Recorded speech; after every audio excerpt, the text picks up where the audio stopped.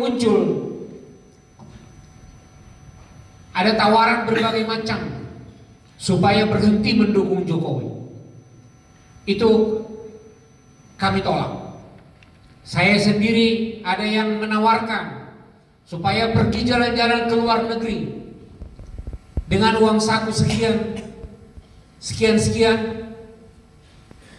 jauh lebih besar dari kekayaan saya, jauh lebih mahal dari rumah satu-satunya yang saya miliki sekarang.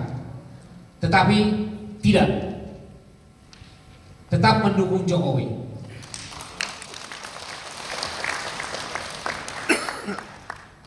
Mungkin orang yang menawarkan tersebut tersinggung atau bagaimana, dan itulah yang membuat saya sampai sekarang takut punya bagasi di pesawat. Saya selalu teng-teng sendiri daripada saya saudara-saudara ngertilah maksud saya. Saya takut punya bagasi, saya takut tas saya dimasuki sesuatu dengan maksud jelek. Oleh karena itu saya di dalam negeri saya hampir tidak pernah pakai bagasi. Itu saya tahankan sampai sekarang. Dalam 2 kali pilpres ini, saudara-saudara bisa membayangkan dengan upaya yang terbatas,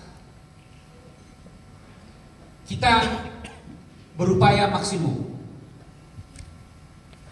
bergabung dengan pendukung Jokowi lainnya, yaitu untuk membangun sinergi. Itu yang antara lain kita lakukan, yang difasilitasi oleh para pendukung Jokowi lainnya. Kemudian mengupayakan agar dalam setiap kunjungan Jokowi ke daerah, kawan-kawan di daerah bisa bertemu. Itulah upaya menghidupkan mesin organisasi. Dengan kehadiran kawan-kawan untuk menyambut Jokowi, yang paling penting bukan foto-fotonya, tetapi kawan-kawan saling bertemu, saling berkoordinasi. Itulah yang paling terpenting dari kunjungan-kunjungan Jokowi ke daerah, dan kawan-kawan berusaha untuk bertemu dan berfoto. Kawan-kawan melihatnya sebagai koleksi barangkali, tetapi dari sisi lain yang paling penting adalah kita menghidupkan mesin organisasi dengan cara yang paling sederhana. Kita bukan partai, kita tahu diri dengan sumber daya yang sangat kecil, toh kita harus tetap bisa berjalan. Dalam 2 pilpres kita telah mengusung Jokowi dengan nama selama ini Barisan Relawan Jokowi Presiden. Sejak awal tahun 2014 kita pun sadar dengan melihat ke depan bahwa pada waktunya Jokowi Presiden apabila sudah terpilih 2 kali, maka nama organisasi itu agak lucu kalau kita munculkan. Misalnya sejak tahun 2024 nanti, tahun 2025, tentu nama organisasi Jokowi Presiden akan agak lucu dalam tanda kutip. Bahkan dalam Pilpres 2024 nanti kita lucu kalau membawa lembaga dengan nama Jokowi Presiden. Oleh karena itulah kita sejak awal sudah menyiapkan perahu dalam tanda kutip, yaitu Barisan Relawan Jalan Perubahan. Singkatannya sama, Barajiti juga. Oleh karena itu Saudara-saudara jangan kaget jika pada umumnya, kecuali 2 provinsi, saudara-saudara merangkap juga selain ketua atau pengurus Jokowi Presiden, juga merangkap ketua atau pengurus dari Jalan Perubahan. Mengapa?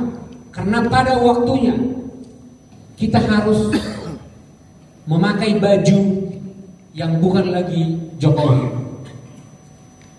Bukan tidak hormat pada beliau, tetapi memang zamannya sudah berbeda. Yang penting kita tetap konsisten pada ideologi, yaitu perubahan. Sebab dalam kehidupan yang tetap adalah perubahan, atau perubahan adalah yang tetap. Kalau pelatih tinju mengatakan, berteriak dari pinggir ring, keep moving, bergerak. Itulah yang harus kita lakukan di BaraGP, yaitu terus senantiasa melakukan perubahan.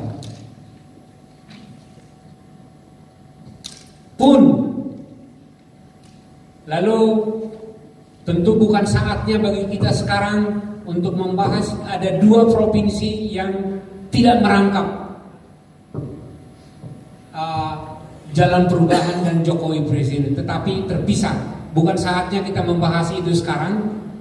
Biarlah itu menjadi agenda untuk sidang-sidang komisi. Dengan nama BaraGP Jalan Perubahan ke depan, jelas kepada kita, seperti yang sudah saya sebut, cita-cita atau ideal kita adalah perubahan. Ke depan bagaimana? Yaitu menciptakan Indonesia yang sesuai dengan Pancasila. Ini bukan